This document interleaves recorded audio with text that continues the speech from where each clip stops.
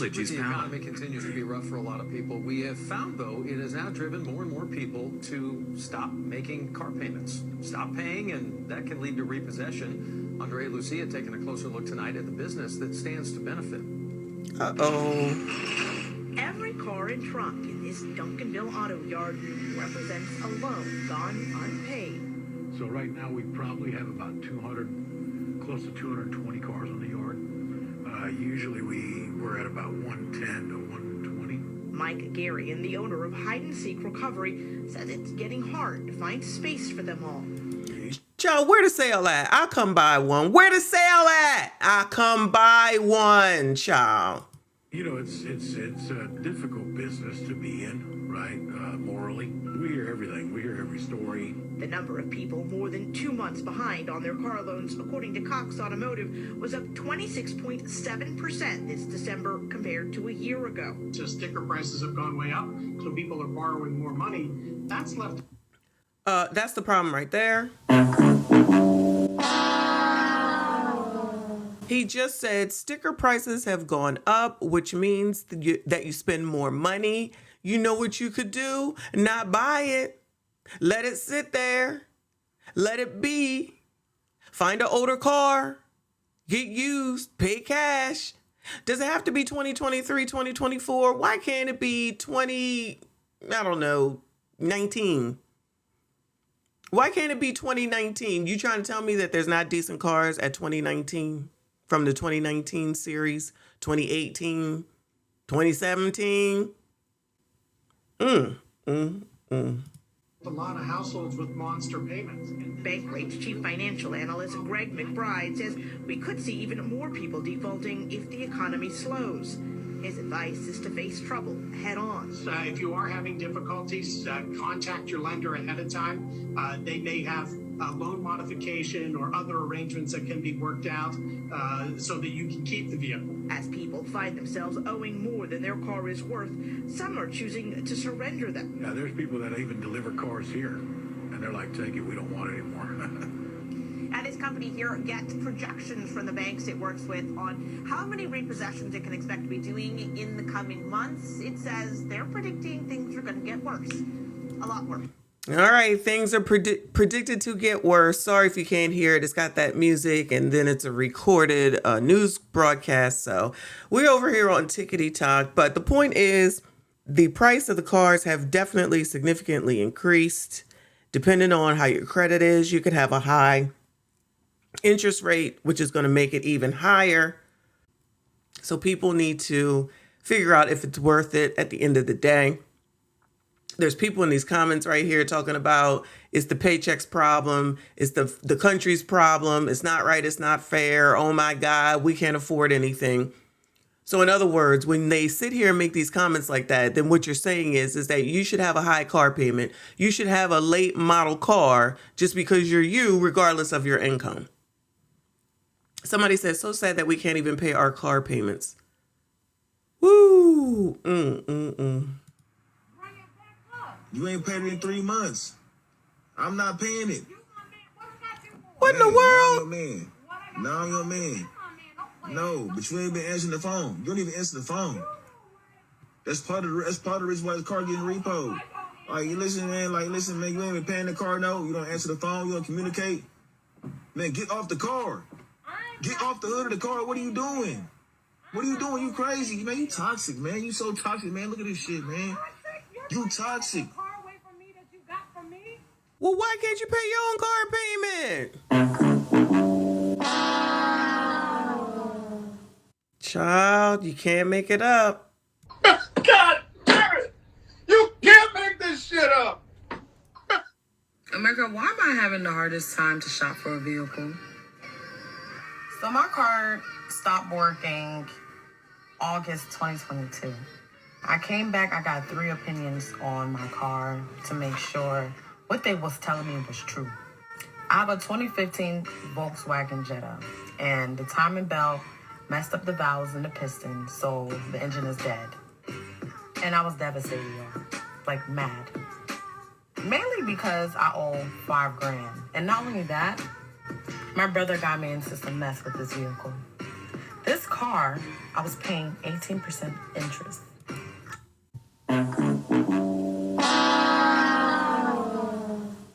Child, ain't no MFing way. Ain't no MFing way. That means her credit sucks. I'm not even going to go into the regular stuff. I'm going to just say there is no reason on God's green earth that someone should be paying 18% for a damn car. But that could be the reason why a lot of these people are carrying on about their payments. I firmly believe that the people in the car dealership are good with what it is that they're doing. Okay, I'm gonna just leave them off the table. Everyone else that's out here complaining, this could really be the daggone problem. People go in there talking about, I only want to pay $300.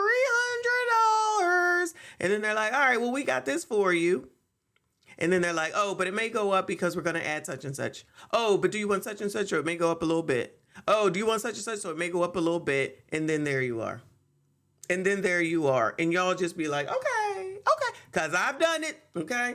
Many, many moons ago, I've done it. Then that payment was some amount. I was like, oh, hell no, I can't do this. Until I learned what it is that I should be doing and when the time comes to buy a car. And I'll always go with either my husband or my father, one of my fathers. Always take a man. Always. You're black male identified. You don't know.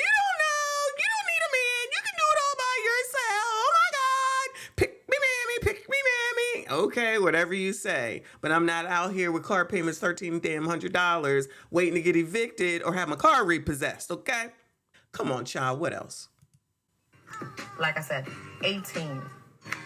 So now I'm like, what the hell am I going to do? So now I'm going to like different dealerships and see if I can trade the car in the way it is. And they're trying to give me crumbs for it.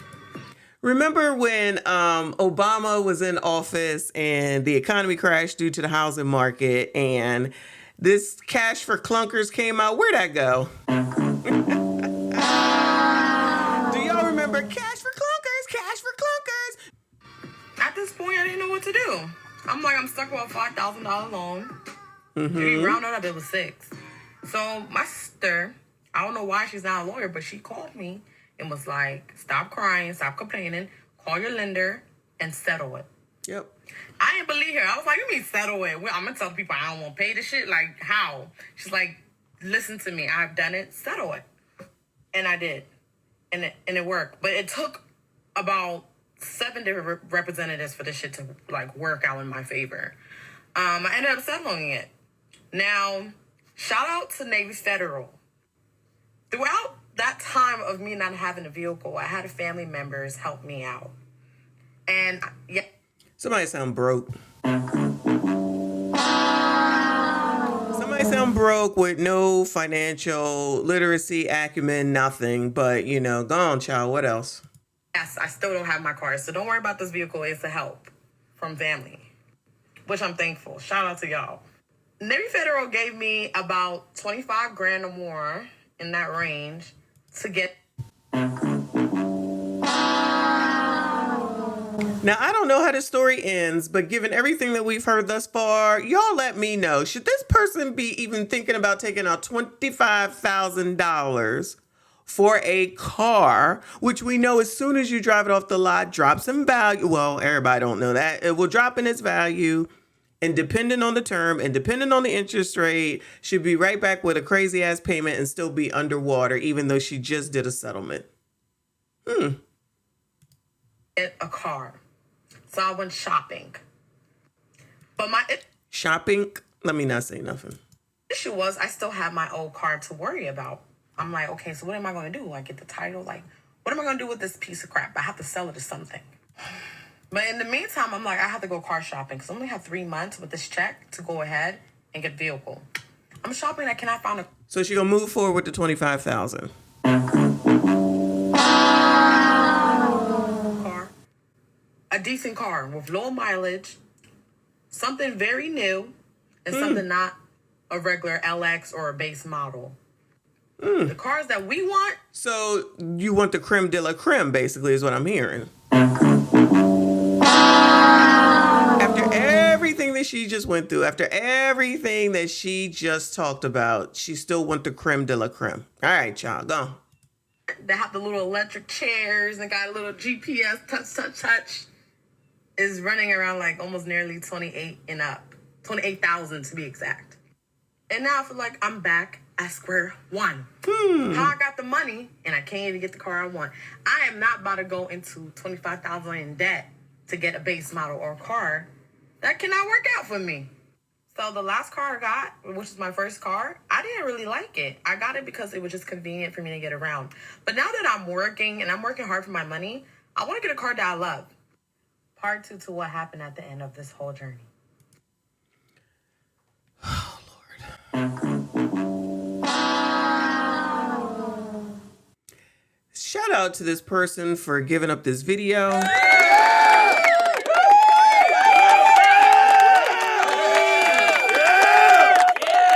Because this is the part that they don't tell you about when they on here whining and complaining about inflation and car payments. It's too high, the wages ain't changed and all those type of things. She's doing the exact same thing to get herself back into the same exact situation that she was in before. Not the fact that the car will mess up, just the fact that she will owe more. She's going to have a high car payment. God knows I hope the interest rate on this one is better. And she looking for the creme de la creme. When she dependent on family and she don't have enough money, it appears, allegedly, to go ahead and take care of what it is that she has already. Makes sense to me, child. Let's see if I can find part 2. All right, y'all, here's part 2, child. Let's see what happens. So, guys, thank you so much for all those that have been giving me a lot of advice and want to help. So let's start with the settlement, guys. So basically, I reached out to my lender and basically gave them all of the information in regards to the repairs of my car from my mechanic. And then they also wanted some proof that I was keeping up my maintenance, which my mechanic had documented. So they're going to first tell you they don't do it. It's going to take a few people you have to talk to. You have to be patient. I got to the point where I ended up getting to the president of the financial department, and they understood my hardships. Even with the document that was backing up, they understood it, and we met at a middle ground. This is some repercussions that you have to pay attention to that I read about. For me, I know she not settling, literally settling.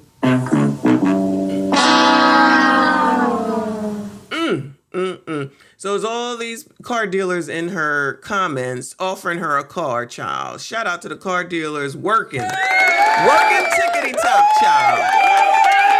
And that's how they can have their car payments as high as they are.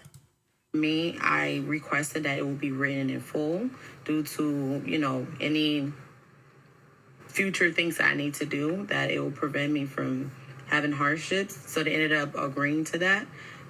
It's something that's taxable and it would ding your credit, but I have high credit, so I was not worrying about that. I was more...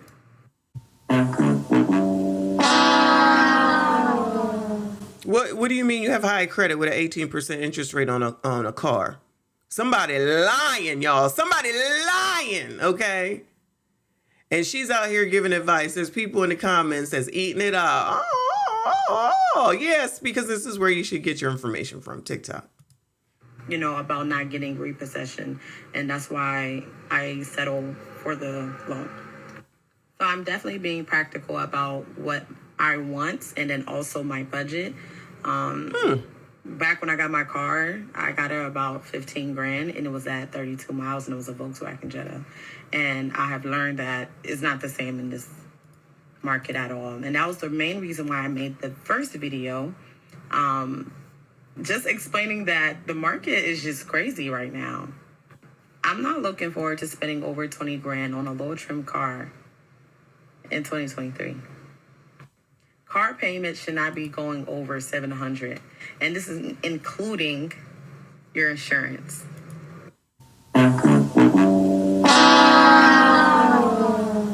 Here we go again. This is a classic I'ma tell you conversation that's going on right now.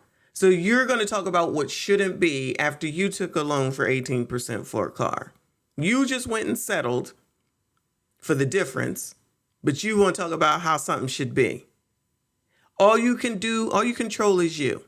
So either you're going to go ahead and go back out and do the same dumb crap that you just did, or you're going to go ahead and find a decent car that you can afford, whether it has the bells or whistles or not. But it can get you from point A and point B so that you can keep making money, so that you can keep paying your bills along with your house payment, whatever that is, so you don't get evicted.